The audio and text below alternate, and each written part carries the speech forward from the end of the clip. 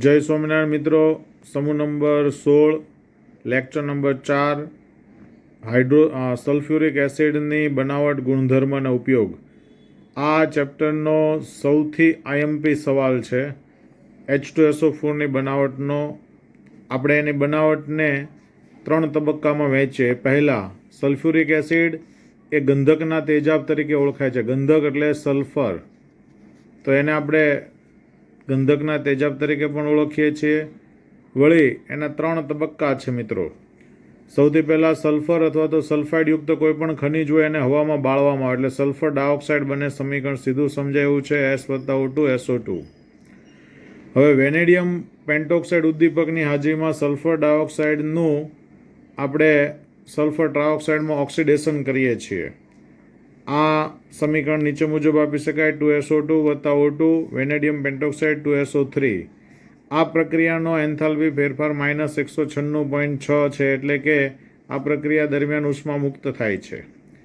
હવે sulphuric acid જે છે એમાં સલ્ફર ટ્રાયોક્સાઇડ જે ઉપરના તબક્કામાં બન્યું એને શોષવામાં આવે, પરિણામે H2S2O7 એટલે કે ઓલિયમ બને છે. શા માટે H2SO4માં શોષવામાં એવો સવાલ ઉત્પન્ન થાય? તો સલ્ફર ટ્રાયોક્સાઇડ પાણીમાં ઝડપથી દ્રાવ્ય થતું નથી, પરંતુ H2SO4માં ઝડપથી શોષાઈ જાય છે.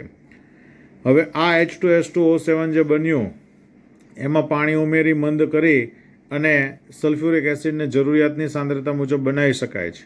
બીજું, અહીં ઉપરનો જે બીજો તબક્કો હતો મેં તમને વાત કરી તેમાં પ્રક્રિયા ઉષ્માક્ષેપક છે. પ્રક્રિયા ઉષ્માક્ષેપક હોય અને જો તમે એનું તાપમાન વધારો, એટલે કે તાપમાનને ઘટાડીએ તો પુરોગામી દિશામાં થાય ને વધારીએ તો એ પ્રતિગામી દિશામાં થાય. એટલે પરિણામે તબક્કો 2 ઉષ્માક્ષેપક હોવાથી નીચું તાપમાન અને ઊંચું દબાણ એ અનુકૂળ થાય અને એના લીધે પ્રક્રિયા વેગ વધવો જોઈએ. પણ જો તમે તાપમાનને વધારો તો પ્રક્રિયાનો વેગ ઘટી જાય. એટલે કે નીચું તાપમાન રાખવું પડે અને દબાણને ઊંચું રાખવું પડે. હવે જો તાપમાનને નીચું રાખીએ મિત્રો તો પ્રક્રિયાની અંદર પ્રક્રિયાનો દર ઘટે. પ્રક્રિયાનો દર ઘટે એટલે કે પ્રક્રિયાનો વેગ ઘટે. પ્રક્રિયાનો વેગ ઘટે તો ઉત્પાદન ધીમું થાય અને પરિણામે ઇન્ડસ્ટ્રીમાં નુકસાની જાય. આથી પ્રક્રિયા વેગ ઘટવો જોઈએ નહીં. આ માટે એક નવો રસ્તો શોધી કાઢવામાં આવ્યો. એને માટે દબાણને 2 બાર જેટલું વધારવામાં આવ્યું અને ટેમ્પરેચરને 720 કેલ્વિન કરવામાં આવ્યું. આવી પરિસ્થિતિને ઓપ્ટિમાઇઝેશન સ્ટેટ કહેવામાં આવે. શું કહેવામાં આવે મિત્રો? ઓપ્ટિમાઇઝેશન સ્ટેટ કહેવાય. એટલે ઓપ્ટિમમ સ્થિતિ કહેવામાં આવે. ઓપ્ટિમમ. આ પ્રક્રિયા દરમિયાન આટલું ટેમ્પરેચર અને આટલું દબાણ આપવામાં આવે તો પ્રક્રિયા પ્રતિગામી જવાને બદલે પુરોગામી જાય છે. સમજાય છે મિત્રો? જો અહીં પ્રક્રિયા ઉષ્માક્ષેપક છે તેમ છતાં તમે આટલું બધું તાપમાન વધારો તો પ્રક્રિયા રિવર્સ જવાને બદલે પ્રક્રિયા પુરોગામી દિશામાં જાય, એટલે કે આગળ વધે છે. કારણ કે તાપમાન સાથે આપણે દબાણ પણ વધાર્યું છે. જેનો આ સિદ્ધાંતનો ઉપયોગ તમે ધોરણ 11માં કરીને આવ્યા છો. સંતુલનમાં આ સ્થિતિનો અભ્યાસ કરાવવામાં આવે છે. હવે ઓલિયમને પાણીથી મંદ કરવામાં આવે તો આ H2S2O7માં પાણીનો 1 અણુ અંદર ઉમેરાઈ જાય તો 2 વખત H2SO4 બને છે. અહીં જે H2SO4 બને તમે એની સાંદ્રતા 96 થી 98% જેટલી વજનથી લાવી શકો, એટલે કે W/W જેટલું લાવી શકો છો. હવે આવે છે મિત્રો એના ભૌતિક ગુણધર્મો. સલ્ફ્યુરિક એસિડ એ રંગવિહીન ઘટ્ટ તેલી પ્રવાહી છે, એટલે એકદમ ઘાટું અને પારદર્શક પ્રવાહી હોય, તેલ જેવું ઘટ્ટ. બીજું, એની વિશિષ્ટ ઘનતા 1.84 ગ્રામ પ્રતિ સેન્ટીમીટરનો ઘન છે. એનો મતલબ એમ કે આપણે આ એકમોને યાદ રાખવાના હોતા નથી. બીજું, 283 કેલ્વિન તાપમાને ઠરે છે અને 611 કેલ્વિન તાપમાને ઉકળે છે. એનો મતલબ એમ કે આનાથી નીચા તાપમાને ઘન સ્થિતિમાં ફેરવાશે અને આનાથી ઊંચા તાપમાને તે બાષ્પ સ્થિતિમાં ફેરવાશે. ખાસ ધ્યાન રાખવાનું એ છે જનરલ નોલેજ માટે કે પાણીમાં મિશ્ર થાય ત્યારે ઉષ્મા ઉત્પન્ન કરે છે. એનો મતલબ એમ કે પાણીમાં ભેગું કરીએ તો એ ઉછળે છે. આપણે આ વાતની ખાસ નોંધ રાખવી જોઈએ કે પાણીમાં મિક્સ કરો ત્યારે ધીમે ધીમે અને હલાવતા રહેતા મિક્સ કરવું જોઈએ. એટલે લેબની અંદર આ ગુણધર્મ એટલે કે આ એનો ભૌતિક ગુણધર્મ ખૂબ જ ધ્યાન રાખવા માટેનું સૂચન કરે છે. હવે આવે છે એના રાસાયણિક ગુણધર્મો. મિત્રો, H2SO4ના રાસાયણિક ગુણધર્મ એના 4 ગુણધર્મની લાક્ષણિકતા દર્શાવે છે. એમાંનું પહેલું છે નીચી બાષ્પશીલતા, બીજું છે પ્રબળ એસિડિક લક્ષણ, ત્રીજું છે પાણી પ્રત્યેનું પ્રબળ રાસાયણિક આકર્ષણ. આને તમે ભેજ શોષકનો ગુણધર્મ પણ કહી શકો છો. અને ચોથો ગુણધર્મ છે પ્રબળ ઓક્સિડેશન કરતા. તો સૌથી પહેલું આપણે એનો એસિડિક સ્વભાવ જોઈએ. મિત્રો, એસિડિક સ્વભાવમાં સલ્ફ્યુરિક એસિડને જલીય દ્રાવણ બનાવીએ તો 2 તબક્કામાં વિઘટન પામે. અહીં H2SO4 માંથી 2 ભાગ પાડો, H+ અને HSO4-. તો આ H+ આને આપી દે તો H3O+ અને HSO4- બને. અહીં ધ્યાન રાખો કે એનો Ka1 એટલે કે પ્રથમ આયનીકરણ અચળાંક જે છે એ 10 કરતાં વધુ છે. આ એમ સજેસ્ટ કરે છે કે ખૂબ જ પ્રબળ એસિડ છે. હવે બીજા તબક્કામાં HSO4- એ ફરીથી એક H+ અહીંયા આપી દે છે, H3O+ અને SO4-2 બનાવે છે. અહીં Ka2 1.2 × 10⁻² છે. અર્થાત બંને પ્રક્રિયાની અંદર આ એક શ્રેણી અને આ બીજી શ્રેણીના એમ 2 ક્ષારો આપી શકે છે. એટલે જ એમ કહી શકાય કે તે 2 શ્રેણીના ક્ષારો બનાવે છે. જો SO4 હોય તો એને સામાન્ય સલ્ફેટ કહેવાય અને HSO4- વાળું હોય તો એને હાઇડ્રોજન સલ્ફેટ અથવા બાયસલ્ફેટ અથવા એસિડ સલ્ફેટ પણ કહેવાય. જેમ કે સામાન્ય સલ્ફેટના 2 ઉદાહરણો Na2SO4 ને CuSO4 તમે જાણો છો. અને બાયસલ્ફેટ અથવા હાઇડ્રોજન સલ્ફેટનું ઉદાહરણ છે NaHSO4 એટલે કે સોડિયમ બાયસલ્ફેટ અથવા સોડિયમ હાઇડ્રોજન સલ્ફેટ. હવે એનો બીજો ગુણધર્મ છે નીચી બાષ્પશીલતા.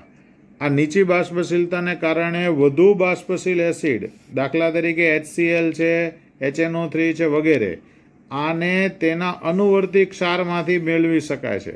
દાખલા તરીકે મારે HCl બનાવવું હોય તો NaCl લેવું પડે, HNO3 બનાવવું હોય તો NaNO3 લેવું પડે. એને અનુષાંગિક ક્ષાર કહેવાય. જેમ કે અહીંયા મેં સમીકરણ એક લખ્યું છે MX એટલે કોઈ ક્ષાર છે અને જો H2SO4 સાથે પ્રક્રિયા કરાવી તો આ H આ X સાથે જોડાઈ જાય અને આ M છે આ SO4 સાથે જોડાઈ જાય. એટલે કે M2SO4 બનાવે ને HX બનાવે. આ X તરીકે ફ્લોરિન હોઈ શકે, ક્લોરિન હોઈ શકે અને નાઇટ્રેટ હોઈ શકે. મિત્રો ખાસ યાદ રાખજો, ફ્લોરિન છે, ક્લોરિન છે પણ બ્રોમિન નથી. એટલે આ ગુજકેટનો બહુ IMP MCQ છે અને ઘણી વાર પૂછાયેલો છે કે નીચેના આ સમીકરણની મદદથી કયો એસિડ બનતો નથી. એટલે કે HF, HCl, HBr કે HNO3 એવા 4 ઓપ્શન બને. તો આપણા મગજમાં ફ્લોરિન, ક્લોરિન, બ્રોમિન ને આયોડિન જ આવે. તો નાઇટ્રિક એસિડ નથી એમ લખી દઈએ તો જવાબ ખોટો પડે. એટલે ખાસ યાદ રાખવાનું. હવે આવે છે ત્રીજો ગુણધર્મ. H2SO4 પ્રબળ ભેજ શોષકનો ગુણધર્મ ધરાવે. મેં તમને હમણાં જ કીધું કે પાણી પ્રત્યે પ્રબળ રાસાયણિક આકર્ષણ છે. એટલે જે વાયુઓ ભીના હોય એટલે કે ભેજયુક્ત હોય એને H2SO4 માંથી જો પસાર કરીએ તો એ શુષ્ક બની જાય. પણ કન્ડિશન એવી છે કે H2SO4 સાથે પ્રક્રિયા કરતા હોવા જોઈએ નહીં, તો કરી શકાય. દાખલા તરીકે એમોનિયા હોય તો એમોનિયાને તમે ભેજયુક્ત હોય ને એને જો H2SO4 સાથે પ્રક્રિયા કરાવો તો આ એમોનિયમ સલ્ફેટ બની જાય. એટલે કે NH4 twice SO4 બનાવી દે. તો આ એમોનિયા ભેજયુક્ત હોય તો એને ભેજમુક્ત બનાવી શકાતો નથી. ખ્યાલ આવ્યો મિત્રો? હવે આવે છે H2SO4 નો બીજો ગુણધર્મ. જેમ કે ખાંડને જો H2SO4 સાથે પ્રક્રિયા કરાવીએ મિત્રો તો આ પાણીના 11 અણુઓ છે ખેંચાઈ જાય, માત્ર ખાંડ કાળી બને છે. આવી પ્રક્રિયાને ચેરિંગ પ્રક્રિયા કહેવામાં આવે, જે પ્રબળ ભેજ શોષકનો ગુણધર્મ દર્શાવે છે.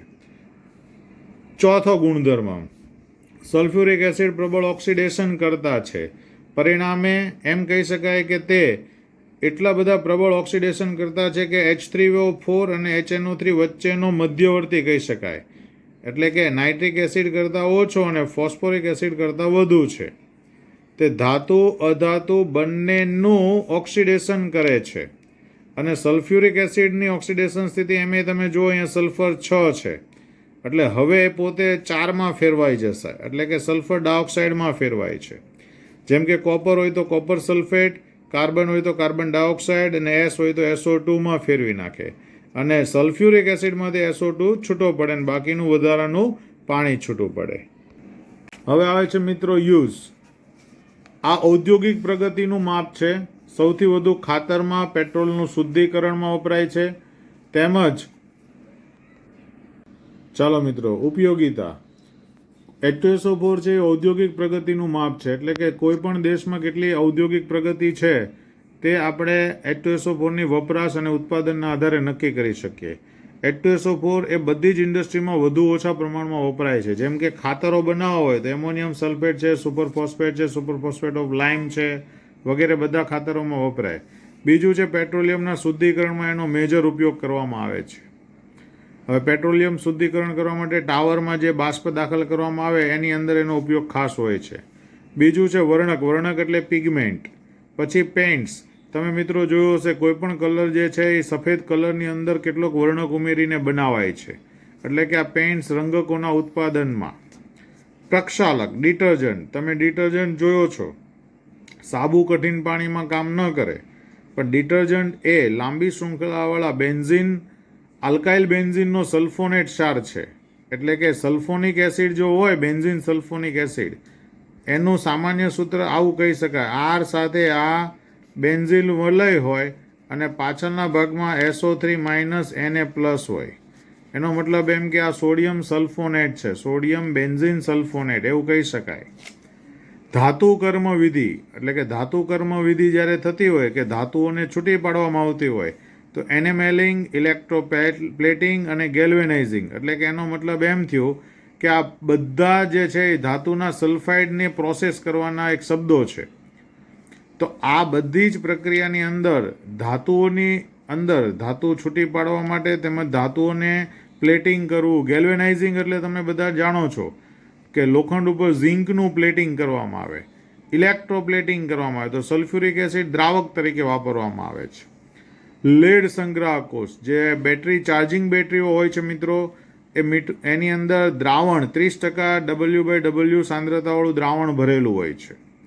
નાઇટ્રોસેલ્યુલોઝ નિપજોના ઉત્પાદનમાં હોય છે. આપણે સેલ્યુલોઝ ચેપ્ટર ભણી ગયા પોલિમરની અંદર, તો સેલ્યુલોઝની અંદર નાઇટ્રોસેલ્યુલોઝ, સેલ્યુલોઝ એસિટેટ, આવા બધા પદાર્થો જે બનાવવામાં આવે તો એની અંદર આ સલ્ફ્યુરિક એસિડ એઝ અ પ્રક્રિયક તરીકે વપરાય છે. અને સૌથી વધુ પ્રયોગશાળાની અંદર IMP પ્રક્રિયક એટલે કે સૌથી વધુ વપરાશમાં લેવાતો પ્રક્રિયક છે. બીજું કે આગળ તમને મેં 3 સમીકરણ ખાસ બતાવ્યા કે કોપરનું કોપર સલ્ફેટમાં અને સલ્ફ્યુરિક એસિડનું સલ્ફર ડાયોક્સાઇડમાં, તેમજ કાર્બનનું કાર્બન ડાયોક્સાઇડમાં, સલ્ફ્યુરિક એસિડનું સલ્ફર ડાયોક્સાઇડમાં. અને જો ખુદ સલ્ફર જ હોય તો બધા જ સલ્ફર ડાયોક્સાઇડ જે છે એ આમાંથી નથી બન્યા, કેટલાક H2SO4 માંથી SO2 માં રૂપાંતર પામ્યા છે. બરાબર છે. આ મિત્રો આ બધા સમીકરણોને ખાસ યાદ રાખવા. બસ એ જ. જય સ્વામિનારાયણ.